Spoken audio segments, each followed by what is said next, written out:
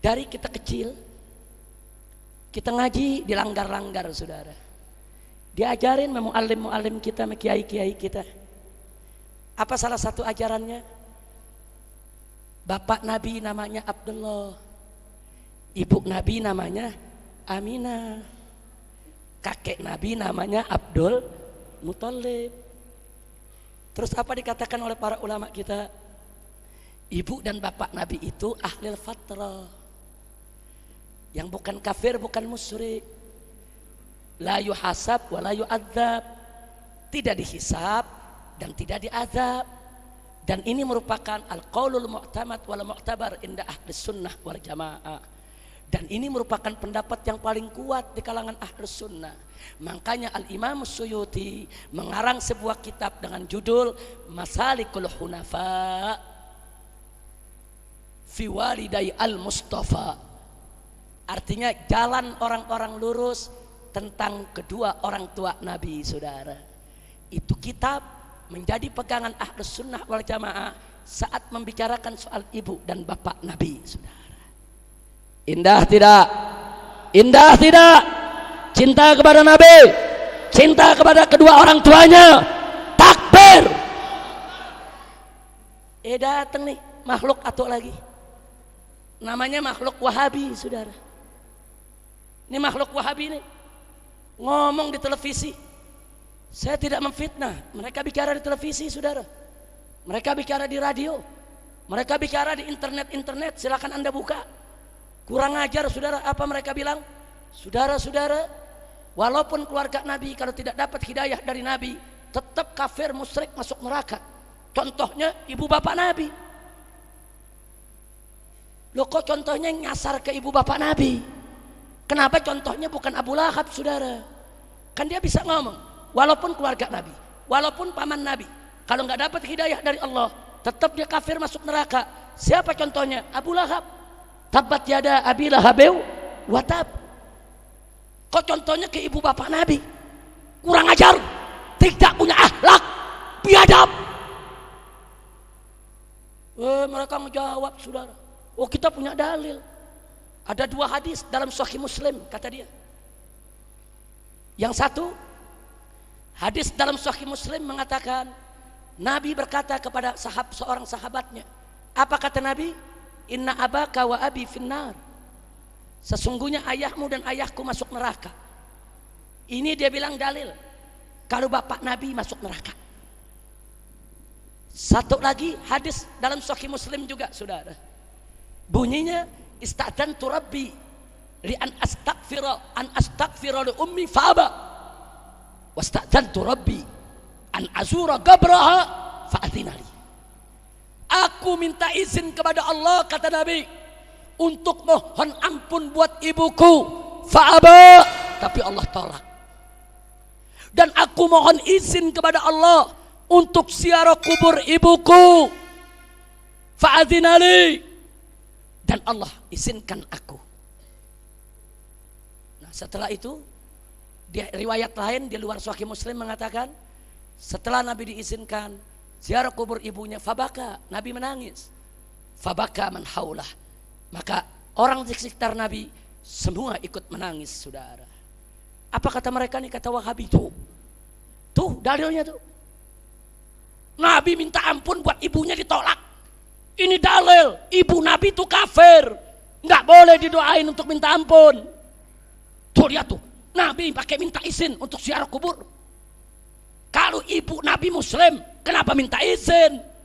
Kenapa Nabi minta izin? Karena ibu Nabi kafir, ziarah orang kafir nggak boleh. Nabi minta izin. Ini dalil, ibu Nabi kafir, masuk neraka. Kurang ajar. Tapi pakai dalil, kurang ajarnya pakai dalil. Jawab jangan. Jawab jangan. Jawab jangan. Saudara, kalau memahami hadis jangan terburu-buru. Dalil itu tidak satu hadis, saudara. Baca juga dong Al-Quran, baca juga hadis lain. Jangan terburu-buru, jangan sembarangan ngafirin ibu bapak Nabi. Hei Wahabi, mari kita lihat. Satu, di Di dalam Al-Quranul Karim, saudara, Allah berfirman kepada Nabi, faqala ta'ala wa taqallubaka fis sajidin. Allah mengatakan kepada Nabi, wa taqallubaka fis sajidin. Hei Nabi, hei Rasul, hei Muhammad, taqallubaka fis sajidin, perpindahanmu dari sulbi ke sulbi, dari rahim ke rahim, fis sajidin, terjadi di antara orang-orang ahli sujud. Naam. Sallu ala Nabi. Nah, kita doakan Kiai Haji Muhammad Thayyib Isi panjang umur, sehat walafiat, pulang selamat. Amin. Amin ya rabbal alamin. Nah, kalau gubernur rakyat, mana gubernur rakyat? Mana dia gubernur rakyat? Oh, kalau gubernur rakyat nggak boleh pulang, gubernur. Nah, ini bagian terakhir nih. Habis ini gubernur wajib untuk nutup acara. Betul? Betul? Oh iya, gubernur nggak boleh pulang dulu, rakyatnya masih melek. Nah, setuju? Setuju? Apalagi gubernurnya orang Rawabunga. Oh, lebih wajib lagi. Masya Allah. Lanjut. Baik, saudara. Jadi Allah mengatakan kepada Nabi, wa taqallubaka fis sajidin. Hei Nabi, perpindahanmu, pergerakanmu dari sulbi ke sulbi, rahim ke rahim, terjadi di antara orang-orang yang sujud. Saya mau tanya, kalau Allah menyatakan orang-orang yang sujud, kafir bukan? Musyrik bukan? Ahli neraka bukan? Bukan. Oleh karena itulah Nabi bersabda untuk menjelaskan ayat ini, saudara. Apa kata Nabi? Lam yazalillahu an yanqulani minal aslabit thayyibah ilal arhamit tahirah. Allah subhanahu wa ta'ala selalu memindahkan diriku dari mana? Memindahkan diriku dari sulbi ke sulbi yang thayyib. Aslabit thayyibah, dari sulbi yang thayyib, sulbi yang bagus, ilal arhamit tahirah, dipindahkan ke rahim-rahim yang suci. Ini sabda Nabi menjelaskan ayat barusan, saudara. Jadi Nabi menjelaskan Nur Muhammad, nur kita punya Nabi, saudara. Dari mulai zaman Nabi Adam ada di dalam sulbi Adam, dan Adam, saudara, sulbi mukmin, pindah ke rahim Siti Hawa. Rahim Siti Hawa adalah rahim mukminah, saudara. Kemudian pindah lagi ke putranya, pindah lagi ke istrinya, pindah lagi ke putranya, pindah lagi ke istrinya, sampai ke Abdullah, saudara. Nabi bersemayam dalam sulbi ayahnya Abdullah, saudara. Dan Allah yang menyatakan sulbi itu minas sajidin, sudah dijelaskan dengan hadis Nabi. Jangan dulu kau bilang ayah ibu Nabi kafir. Kira-kira jelas tidak? Jelas tidak? Jadi Nabi itu dari sulbi ke sulbi yang thayyib. Saya mau tanya, apa sulbi kafir itu sulbi thayyib? Dari rahim yang suci, apa rahim kafir itu suci? Enggak, saudara. Jangan sembarangan.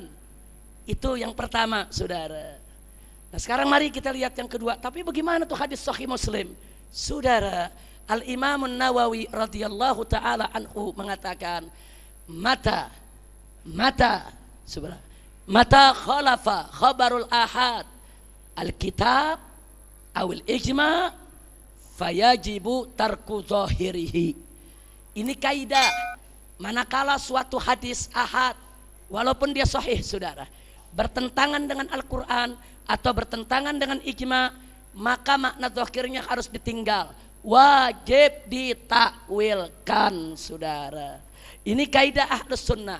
Baik, kita jawab. Hadis yang pertama, tadi kata Nabi apa? Inna abaka wa abi finnar. Sesungguhnya abahmu dan abahku ada dalam neraka, masuk neraka. Saudara, kata abun, abah dalam bahasa Arab itu maknanya ada dua. Satu ayah, dua paman, saudara. Saya mau tanya kepada Wahabi, kenapa kau artikan ayah? Kenapa kau enggak artikan paman? Kalau kau artikan ayah, bertentangan dengan ayat Al-Quran dan bertentangan dengan hadis yang lain. Tapi kalau kau artikan paman, tidak bertentangan dengan ayat Al-Quran, tidak bertentangan dengan hadis yang lain. Kenapa kau artikan ayah? Apa kau benci dengan Nabi? Saking bencinya sampai bapak Nabi dikafirin. Tidak punya akhlak. Makanya Ahlus Sunnah mengatakan itu hadis artinya bukan ayah, paman. Terus pertanyaannya, apa ada dalam Al-Quran paman disebut ayah? Ada. Baca kisah Nabi Ibrahim. Azar itu bukan ayah Ibrahim, saudara. Azar itu pamannya. Ayah kandung Nabi Ibrahim tidak musyrik, tidak kafir. Meninggal dari kecil, saudara. Waktu Nabi Ibrahim kecil, ayahnya sudah meninggal. Nabi Ibrahim dipelihara oleh pamannya yang bernama Azar. Karena paman yang pelihara, pamannya disebut abah, disebut ab, disebut ayah. Untuk apa? Takriman, untuk menghormati dia. Nah, karena Azar ini kafir, Nabi Ibrahim dilarang untuk memohonkan ampun buat ayah, buat paman yang dipanggil ayah, saudara. Jadi dalam Al-Quran ada paman disebut ab, saudara. Nah, kita tanya lagi kepada Wahabi, kenapa tadi hadis kok abah kau artikan ayah, bukan kau artikan paman? Kecuali kalau nggak ada ayat Al-Quran, kecuali kalau nggak ada hadis lain. Kau mau artikan ayah silakan. Ini ada ayat Quran, ini ada hadis lain yang menyatakan ayah ibu Nabi bukan kafir. Kenapa kau artikan ayah? Kurang ajar. Kira-kira jelas tidak? Yang kedua hadisnya, tapi kan Nabi minta ampun buat ibunya. Saudara, Nabi mohon izin, ya Allah, minta izin mau istighfar buat ibu. Allah tolak. Kenapa Allah tolak? Wahabi bilang, ya karena ibunya kafir. Tunggu dulu. Cepat betul ambil kesimpulan ibu kafir. Saudara, kenapa ditolak oleh Allah? Sebab ibu Nabi itu ahlul fatrah. Ahlul fatrah itu nggak ada pahala, nggak ada dosa, nggak ada hisab, nanti masuk surga. Ibu Nabi nggak punya dosa. Kalau mohon ampun, apa yang mau diampuni? Jadi begitu Allah tolak, nggak perlu mohon ampun. Itu Allah tolak, bukan berarti ibunya kafir. Justru Allah tolak menunjukkan kalau ibunya nggak punya dosa. Kok Wahabi maknanya tidak begitu, saudara? Kok naif betul dia punya makna? Kok pikik betul dia punya terjemah, saudara? Lalu yang keduanya, tapi kenapa pakai minta izin ziarah? Saudara, minta izin ziarah bukan karena ibunya kafir. Kalau ibunya kafir, sampai kiamat nggak boleh diziarahi, saudara. Orang kafir nggak boleh diziarahi, nggak boleh. Orang kafir mati kuburnya nggak boleh diziarahi sampai hari kiamat. Tapi kenapa? Kok Nabi minta izin untuk ziarah kubur ibunya? Bukan karena ibunya kafir. Karena saat itu ziarah kubur nggak boleh. Di awal Islam ziarah kubur itu haram, saudara. Kenapa haram? Karena masyarakat jahiliyah banyak yang nyembah kuburan. Umat Islam di awal Islam Nabi larang ziarah kubur untuk jaga akidah, jaga tauhid, jangan terjebak, saudara, dengan cara-cara jahiliyah. Dijaga. Tapi begitu akidah umat Islam udah kuat, imannya udah mantap, udah ngerti tata cara ziarah kubur, nggak mungkin terjebak nyembah kuburan, saudara. Baru Nabi izinin. Makanya Nabi mengatakan, kuntu nahaitukum an ziyaratil kubur al-an ala fazuruha. Dulu aku larang kalian ziarah kubur, tapi sekarang silakan ziarah kubur. Nah, ketika itu kenapa Nabi minta izin kepada Allah? Saat itu ziarah kubur nggak boleh. Jadi kalau Nabi mau ziarah, ya izin dulu dong kepada Allah. Kira-kira jelas tidak? Jelas tidak? Andai kata ibu Nabi kafir, nggak bakal diizinin ziarah, saudara. Justru dengan Allah mengizinkan Nabi ziarah ke kubur ibunya menjadi dalil kuat kalau ibunya bukan kafir. Andai kata ibunya kafir, nggak boleh diziarahi. Kira-kira jelas tidak? Enaknya Wahabi ngomong ibu Nabi kafir. Tidak lupayan. Ngomong seenaknya. Kira-kira jelas gak? Jelas gak? Jadi ibu bapak Nabi, saudara, apa kafir? Apa kafir? Apa musyrik? Apa masuk neraka? Jangan sembarangan, saudara. Hati-hati. Andai kata benar. Andai kata benar.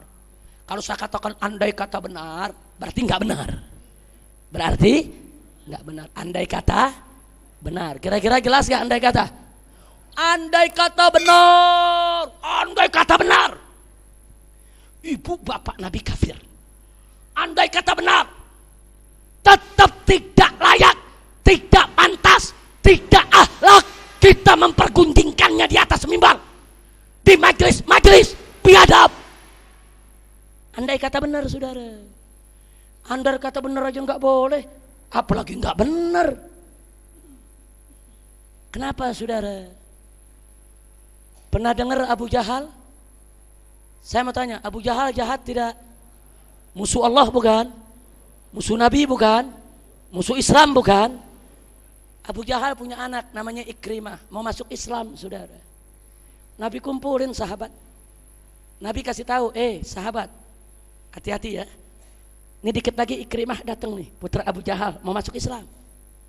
Nanti kalau Ikrimah datang, kalian jangan cerita Abu Jahal. Nggak usah caci maki Abu Jahal, nggak usah ngejelek-jelekin Abu Jahal, jangan, diam.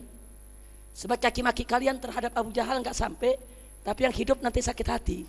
Walau bagaimanapun juga itu bapaknya dia. Akhlak gak? Begitu Ikrimah masuk Islam, sahabat diam. Bahkan setelah masuk Islam, sahabat peluk Ikrimah, diberikan selamat, saudara. Nggak ada yang cerita Abu Jahal depan Ikrimah, amanat Nabi. Saya tanya, akhlak gak? Akhlak gak? Itu bapaknya Ikrimah tuh, yang nyata-nyata kafir tuh. Nyata-nyata kafir, musuh Allah, Nabi. Tetap ajarin sahabatnya akhlak. Jangan kau caci maki depan anaknya. Apalagi ibu bapak Nabi, saudara. Andai kata benar, andai kata benar, andai kata benar. Ibu bapak Nabi kafir, nggak boleh dicerita-ceritain, saudara. Tutup mulut. Jangan mempergunjingkan orang tua Nabi. Akhlak. Makanya Al-Imam Abu Bakar Ibn Arabi, saudara, mengatakan, barang siapa yang mengatakan ibu bapak Nabi kafir di majelisnya, fahuwa mal'un, maka dia dilaknat oleh Allah. Tutup mulut. Hei Wahabi, kalau anda yakin ibu bapak Nabi kafir, itu keyakinan anda. Tutup mulut. Ini negeri Ahlus Sunnah wal Jamaah yang hormat kepada ibu bapak Nabi.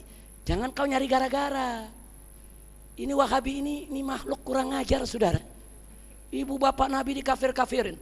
Udah gitu ceramah di mana-mana seenaknya, peringatan maulid bid'ah, musyrik, masuk neraka, tawassul bid'ah, tabarruk bid'ah, semua dikafir-kafirin. Dia doang yang Islam sendirian.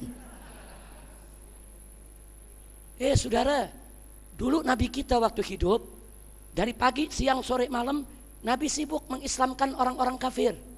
Sibuk, saudara. Wahabi, pagi, siang, sore, malam, sibuk tiap hari ngafir-ngafirin orang Islam. Saya mau tanya, mereka ikut siapa, saudara? Kalau mereka mau ikut Nabi, anggaplah saudaranya kafir. Anggap nih saudaranya kafir, Islamin dong. Bukan lu caci maki, bukan seenaknya lu adu domba di atas mimbar. Hati-hati. Saya berikan peringatan kepada Syiah maupun Wahabi, ini negeri Ahlus Sunnah. Jangan seenaknya kalian bicara. Hati-hati. Kalau Wahabi nggak bisa jaga mulut, terus menerus menghina keluarga Nabi, menghina ahli bait Nabi, menghina ibu bapak Nabi, jangan salahkan Ahlus Sunnah. Kalau besok Wahabi juga disembeli oleh Aswaja, sudah. Betul, betul. Nah, makanya saya ingatkan nih, semua di sini, jangan mau diadu domba. Ini Wahabi lagi teriak, narik-narik kita supaya perang sama Syiah. Yang Syiah juga narik-narik kita supaya perang sama Wahabi. Jangan mau diadu domba, jangan mau dijadikan alat, saudara. Kita Ahlus Sunnah wal Jamaah, saudara. Kita nggak suka permusuhan. Kita bukan memusuhi Syiah, kita bukan memusuhi Wahabi, bukan. Kita mau dakwah. Kalau kalian hai Syiah, kalian hai Wahabi punya dalil, hat burhanakum in kuntum shadiqin. Ayo tunjukkan kepada kami dalilmu. Nanti kami tunjukkan dalil kami Ahlus Sunnah. Jangan kau bikin bingung umat dari atas mimbar. Kalau kau punya dalil, ayo datang kepada kami, keluarkan dalilmu. Nanti kami tunjukkan dalil kami. Kita lihat siapa punya dalil yang lebih kuat. Bukan kau teriak di atas mimbar ngadu domba. Umat kurang ajar, tidak punya akhlak. Jadi Syiah yang suka mencaci maki sahabat tidak berakhlak. Wahabi yang suka mengkafir-kafirkan Aswaja tidak berakhlak. Kurang ajar. Masya Allah, kira-kira jelas tidak? Nah, karena itu saudara, saya mau berikan informasi sebelum saya tutup. Sudah cukup pelajaran yang saya berikan malam hari ini. Nah, informasi yang saya mau sampaikan, Sejak beberapa tahun yang lalu, saya dan kawan-kawan di Front Pembela Islam sudah mengusulkan kepada pemerintah dan DPR supaya pemerintah membuat undang-undang anti misionaris madhab. Maksudnya apa? Maksudnya satu undang-undang yang melarang madhab di luar Ahlus Sunnah wal Jamaah melakukan penyebaran pahamnya di tengah-tengah Ahlus Sunnah. Karena kalau Wahabi berupaya menyebarkan paham Wahabi di tengah-tengah masyarakat Ahlus Sunnah Indonesia, itu namanya misionaris Wahabi. Kalau Syiah berusaha mensiahkan Indonesia, itu namanya misionaris Syiah. Jangan dilakukan, itu berbahaya. Karena negeri ini negeri Ahlus Sunnah wal Jamaah, berakidah Asy'ariyah, mazhab Syafi'i, Imam Syafi'i. Jangan dikutik, jangan.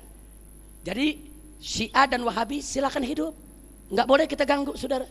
Biar mereka dengan keyakinannya, tapi mereka nggak boleh menyebarluaskan pahamnya yang mencaci maki para sahabat, yang mencaci maki ibu bapak Nabi, yang mengkafir-kafirkan orang Islam aswaja. Nggak boleh, saudara. Kalau mereka lakukan pelanggaran, ada undang-undang mestinya. Tangkap mereka, adili, jebloskan ke penjara.